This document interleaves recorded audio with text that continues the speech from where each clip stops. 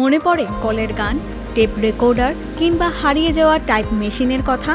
শত বছরের পুরনো তলোয়ার থেকে শুরু করে ঢেকি, কুপিবাতি, মাটির চুলাসহ দুর্লভ ও বিলুপ্তপ্রায় পুরনো জিনিসের প্রদর্শনী চলছে সিলেটে।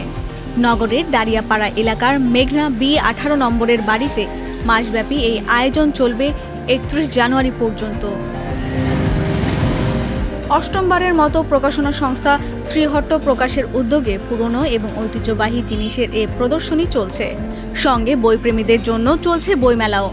মেলায় 40% ছাড়ে পাঠক নানা ধরনের বই কেনার সুযোগ পাচ্ছেন।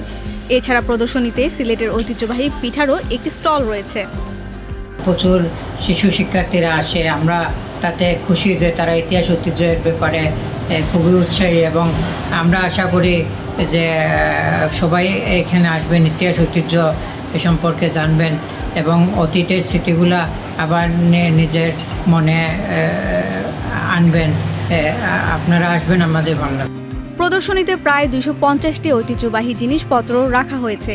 এর মধ্যে বাঁশের সাঁকো, হুক্কা, কয়লার স্ত্রী, মাটির তৈরি থালা, বিভিন্ন ধরনের মাছ ধরার জাল, হ্যাজাক লাইট, কুড়ের ঘর, পুরনো টেলিভিশন, বাঁশের ঝাঁপি, দোয়াত কলম, গুলতিও দেখতে পাবেন দর্শক।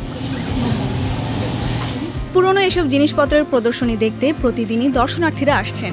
বই কিনতেও আসছেন পাঠকরা। দর্শনার্থীরা বলছেন, এমন প্রদর্শনী নতুন প্রজন্মকে নিজের ঐতিহ্যের প্রতি আগ্রহী করবে। তারা ভালোবাসতে শিখবে নিজের শিকড়কে।